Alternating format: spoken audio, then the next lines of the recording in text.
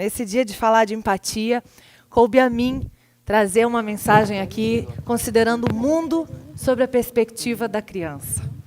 E, para começar a falar rapidamente sobre isso, eu queria falar um pouquinho sobre mim, o Petrus e a grande reviravolta na vida. Na verdade, tudo aconteceu em 2011, quando eu morava em São Paulo, depois de já ter passado uma temporada aqui no Espírito Santo, apesar de ser paranaense, e nasceu meu filho Petrus.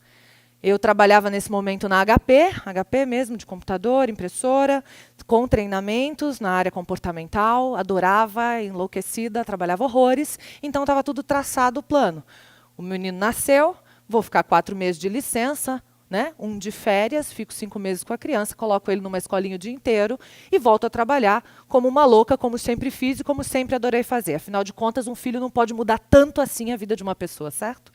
Errado. Ele nasceu e chorou. E chorou. E não parou nunca mais de chorar. E as pessoas diziam, fica tranquila, são só os 3 primeiros meses. Então, até os 3 primeiros meses, eu estava firme, forte e tranquila. Porque ele chorava dia e noite sem parar. Não é que ele trocava o dia pela noite, não. Eu ainda acho que tem sorte as pessoas que os filhos trocam o dia pela noite, porque pelo menos dorme de dia. Não, ele não dormia. Ele tinha espasmos de 20 minutos quando estava morto. E aí, enfim, eu descobri que eu realmente não sabia nada desse negócio de criança. Com 4 meses que ele tinha, durante ali a licença maternidade e férias, nós voltamos para Vitória em mudança. Então, estava tudo certo, eu ia ser transferida, trabalhar na HP em Vitória, beleza, tudo certo, entrevista agendada com o gestor daqui, estava tudo ok, mas ele não parou de chorar nos 3 meses, nem nos 4 meses, nem nos 5 meses, quando eu deveria fazer a entrevista. Então, eu pedi demissão por telefone e falei, eu preciso dar conta desse negócio aqui, que eu não estou conseguindo. Eu sempre tão autoconfiante, né? Vou resolver, deixa que eu faço, deixa que eu aconteço. Isso eu não estava conseguindo, definitivamente. E aí, quando ele não parou, algumas pessoas começaram a dizer, não, tem criança que vai até os 6 meses, né? 6 meses, não parou de chorar. 7 meses, não parou de chorar. Ele teve uma série de complicações, né? E não parou de chorar. Quando ele tinha 8 meses, chorando, uma amiga falou assim, mas vem cá, você já leu algum livro sobre bebês? Eu falei, existe? E eu descobri a primeira coisa que eu acho muito interessante de trazer, que na nossa cultura a gente não tem a ideia de estudar para ser pai e mãe. A gente acha que para isso não precisa. Agora, é tão interessante porque a gente pode suportar qualquer coisa que dê errado na nossa vida, mas um filho que dê errado, a gente nunca vai superar. A gente vai para sempre se perguntar onde foi que eu errei, o que eu poderia ter feito diferente. Enfim. Uma das coisas que eu descobri na hora que eu li esse livro e que eu fui estudar e eu resolvi me aprofundar e eu resolvi não parar mais de estudar e isso mudou a minha vida, tem a ver com esse vídeo.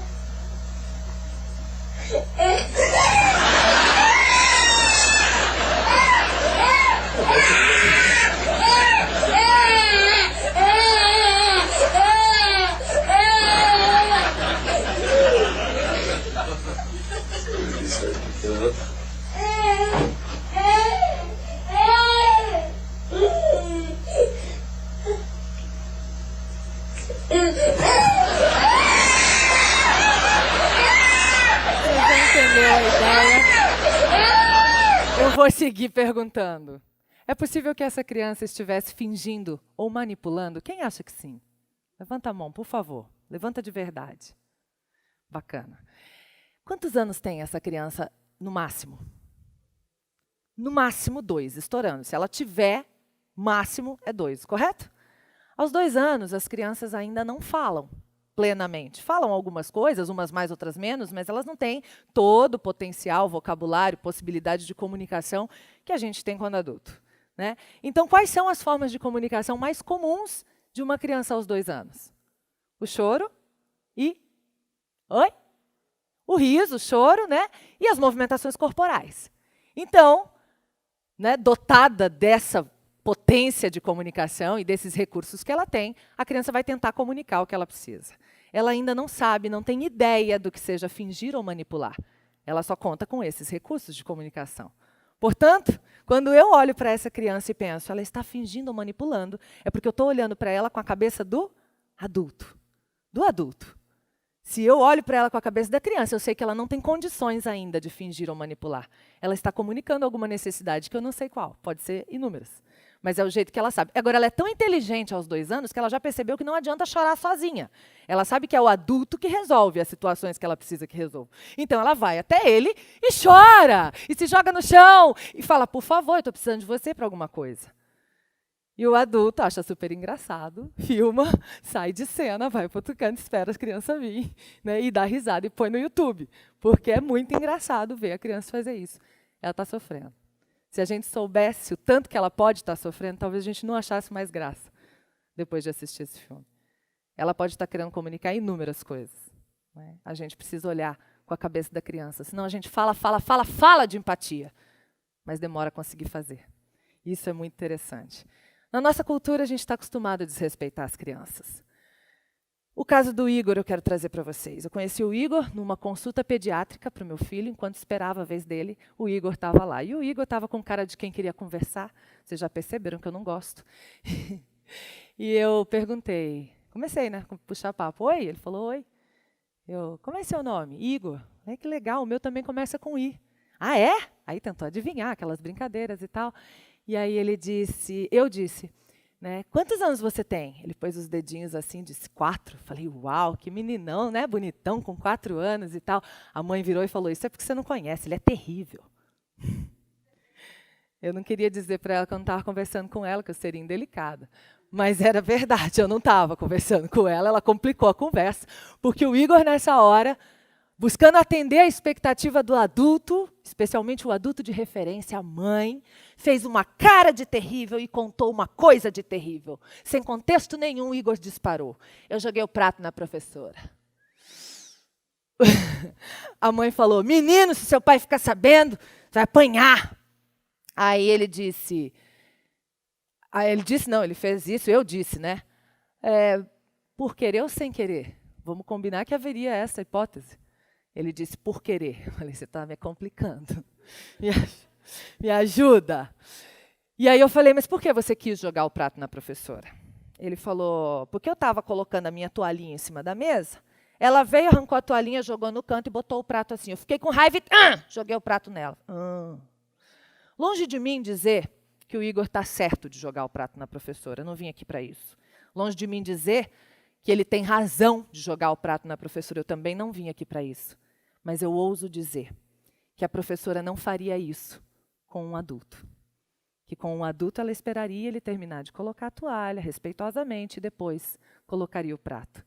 Mas é uma criança, só uma toalha, só uma criança, não tem importância nenhuma. O importante é fazer rápido, que eu tenho hora para cumprir.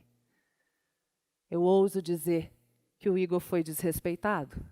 E no auge da sua maturidade de 4 anos, só sobrou o piloto automático de uma pessoa de temperamento forte. Pá! E se a gente ainda bate no menino, ou faz o menino lá pedir desculpa, a gente desrespeita ele de novo.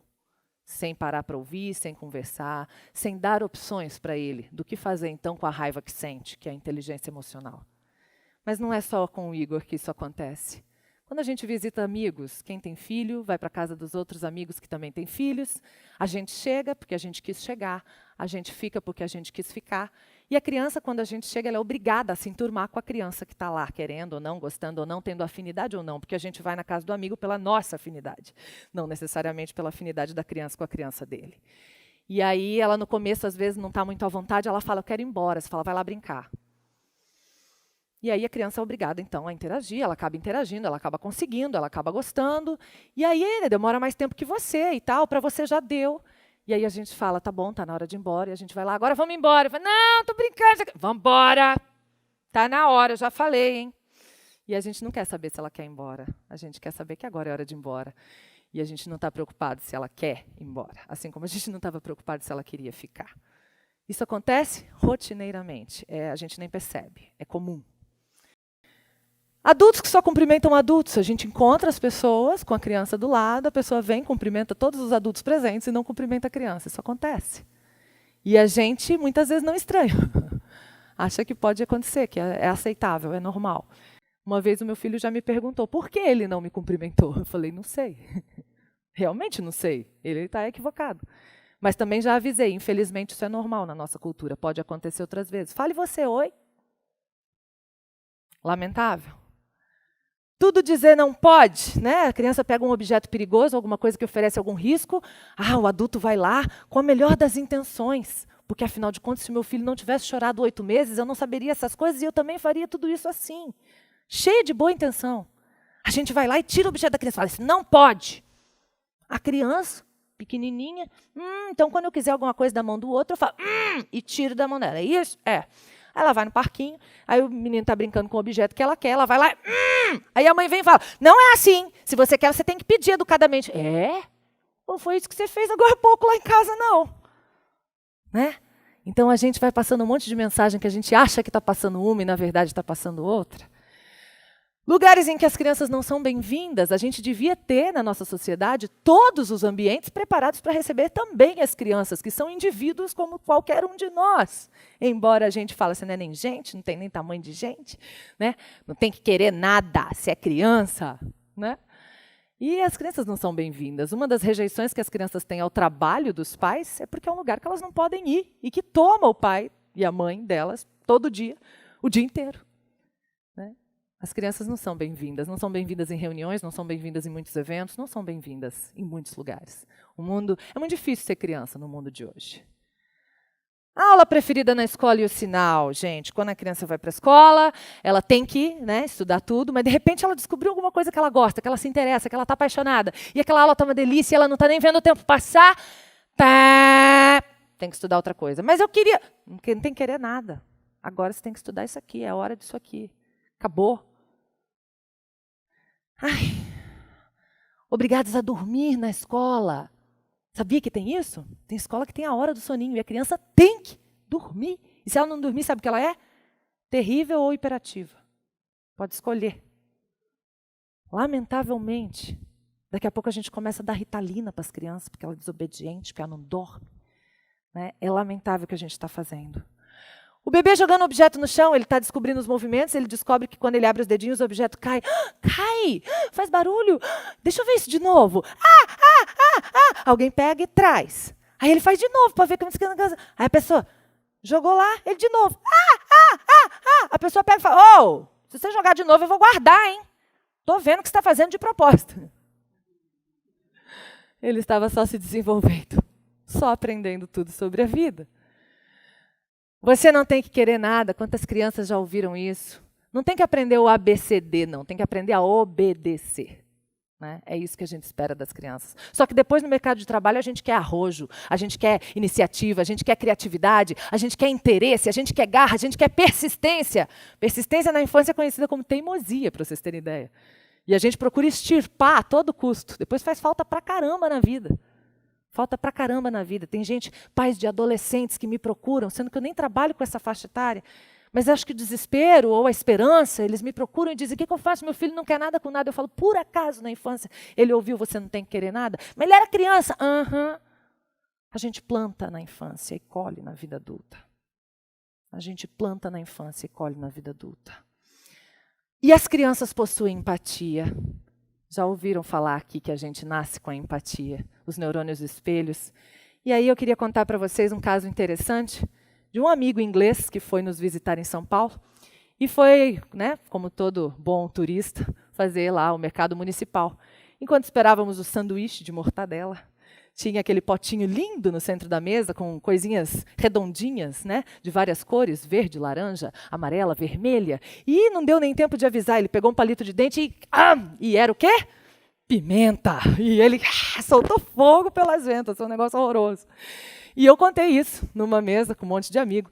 E a gente morreu de rir. Todo mundo riu dessa história, porque foi realmente muito engraçado. E o meu filho, sério, estava com 3 anos, me cutucou depois que todo mundo riu e falou assim, não foi engraçado para ele. Eles têm empatia. A gente dá um duro danado para acabar com ela. E depois começar a fazer cursos e retomar. Veja vocês a que ponto chegamos. Nós estamos fazendo curso de humanização. Humanização do atendimento, humanização do parto, humanização da saúde. A gente virou o quê? Para ter que fazer curso para humanizar? Um pedido que eu tenho para a gente fechar. Não faça para o outro o que você gostaria que fizessem para você. Por favor, não faça isso. Faça para o outro aquilo que o outro, sendo assim como ele é, estando no momento de vida que ele está, estando na faixa etária que ele está, gostaria ou precisaria que fizesse para ele. Porque se eu faço para o outro como eu gostaria que fizesse para mim, o foco continua aqui. Se eu faço para o outro como ele gostaria que eu fizesse para ele, eu tenho que parar e olhar para ele. E aí eu vou ter que fazer diferente para cada um. Pais de mais de um filho sabem que as coisas não funcionam igual para as crianças diferentes. Que Deus abençoe e que a gente consiga de verdade se colocar no lugar do outro. Obrigada.